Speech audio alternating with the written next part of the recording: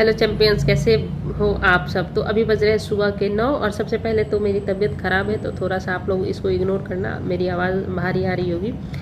तो मुझे लगा कि आप लोगों के साथ मुझे कुछ बहुत ही ज़्यादा इम्पोर्टेंट शेयर कर देना चाहिए, ताकि आप लोग अगर निराश हैं, अगर आपने हार मान ली है, तो एक स्टोरी आपके अंदर बहुत ही ज़्यादा मोटिवेशन पैदा करेगी। तो ऐसा है कि जब हमारा आरआरबी पीओ मेंस क्लियर हुआ था, तो इंटरव्यू के टाइम इंटरव्यू के लिए हमें बुलाया गया। तो हमारे बीच पास मात्र 10 12 15 दिन थे ऐसे। तो मैंने क्या किया कि टेलीग्राम पे मैंने एक ग्रुप बनाया था, जहाँ पे इंटरव्यू के लिए सेलेक्टेड कुछ बच्चे हम लोग आपस में ही एक दूसरे का जूम मीटिंग पे इंटरव्यू लिया करते थे। हमने कोई क्लासेज ज्वाइन नहीं किया। तो उसमें एक लड़की थी शशि। तो शशि का जो नॉलेज था, जो स्पीकिंग पावर थी, जो कम्युनिकेशन स्किल थी, वो हमारे ग्रुप में सबसे बेस्ट थी। मतलब बोलते हैं ना, वन ऑफ द बेस्ट। तो वो उनका था, नॉलेज भी बहुत अच्छा था, बोलने का तरीका सब कुछ बहुत अच्छा था। तो हमें लगता था कि शशि का तो इंटरव्यू में काफ़ी अच्छा 80 अराउंड स्कोर तो आ ही जाएंगे, या फिर 80 प्लस तो आ ही जाएंगे।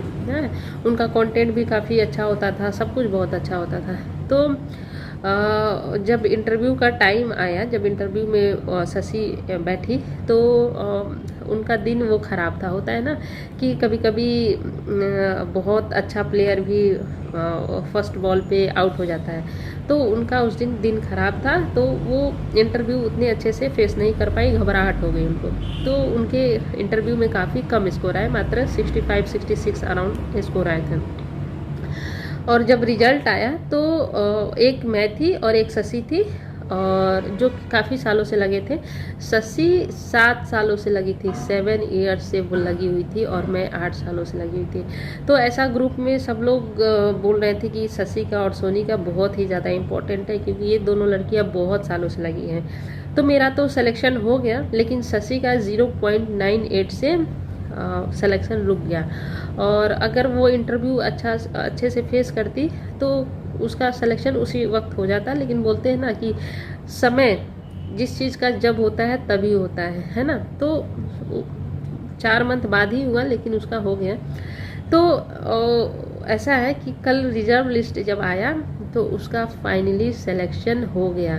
जब उसका रिजल्ट 0.98 से छूटा, तो बहुत ज़्यादा हमारे फ्रेंड्स में जितने भी लोग थे वहाँ पे बहुत ज़्यादा दुखी हुए, क्योंकि वो लड़की बहुत मेहनती थी, बहुत ज़्यादा मेहनत करती थी। और 7 साल तक किसी गोल के पीछे भागना, एक चीज़ के पीछे भागना एक लड़की के लिए बहुत ज़्यादा मतलब टफ काम था।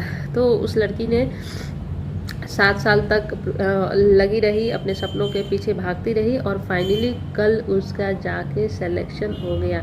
पता है, जब उसका रिजल्ट आया, मुझे पता चला, तो उससे ज़्यादा मुझे हैप्पीनेस हुई। मुझे लगा ना कि ऐसा मेरा फिर से एक जॉब हो गया, ऐसा मुझे फील हुआ कि उसका नहीं, मेरा सिलेक्शन हो गया। क्योंकि जो बहुत सालों से लगे रहते हैं ना, तो अगर उनका हो जाता है ना, तो अप्रिसिएशन तो बनता ही बनता है। तो ये स्टोरी बताने का मेरा बस एक ही मकसद था कि कितने स्टूडेंट होते हैं ना, 2 साल 3 साल के प्रिपरेशन के बाद बोलते हैं कि अब मेरे से नहीं होगा, अब मुझसे नहीं होता है। और एक और बात मैं बताती हूँ, 7 साल जो वो लगी थी ना, 7 साल, तो पता है 7 सालों में उसको क्या क्या सुनने को मिला होगा कि अरे तुम तो इतने दिन से लगी हो, तुम्हारा शादी नहीं होगा, तुम बुढ़िया हो गई हो। ऐसे होता है ना, मतलब जो लड़की 28 29 अराउंड हो जाती है, तो ये सारी निगेटिव कमेंट सुनना पड़ता ही पड़ता है। अब जब उसका सिलेक्शन हो गया, तो पता है, अब वही लोग जो उसे कल निगेटिव बोल रहे थे, कल क्या परसों तक निगेटिव बोलते थे, आज वो पता है क्या बोलते होंगे, गजब लड़की है, 7 साल तक लगी रही, हिम्मत की बात है ना। मतलब उसने एक एग्जाम्पल सेट कर दिया अपने समाज में, अपने आसपास में, अपने फैमिली में, सब जगह उसने एक एग्जाम्पल सेट कर दिया। मतलब वो एक आइकन बन गई इतने सालों के प्रिपरेशन के बाद। तो सारे लोगों का परसेप्शन जो है ना, उसके लिए चेंज हो गया, सडनली सब कुछ उसकी लाइफ में चेंज हो गया। तो कहने का मतलब ये है कि आप लगातार मेहनत करो। आपको नहीं पता कि किस पल, किस दौरान, किस क्षण आपका सिलेक्शन हो जाए, और किस मोड़ पे जब आप वो, अगर उसकी भी एज ख़त्म हो गई थी, शायद उसके पास एक और अटैम्प्ट थे या फिर उसका ऐसा कुछ था कि उसका कुछ भी मतलब लास्ट ही अटैम्प्ट था, लेकिन उसका फाइनली सिलेक्शन हुआ।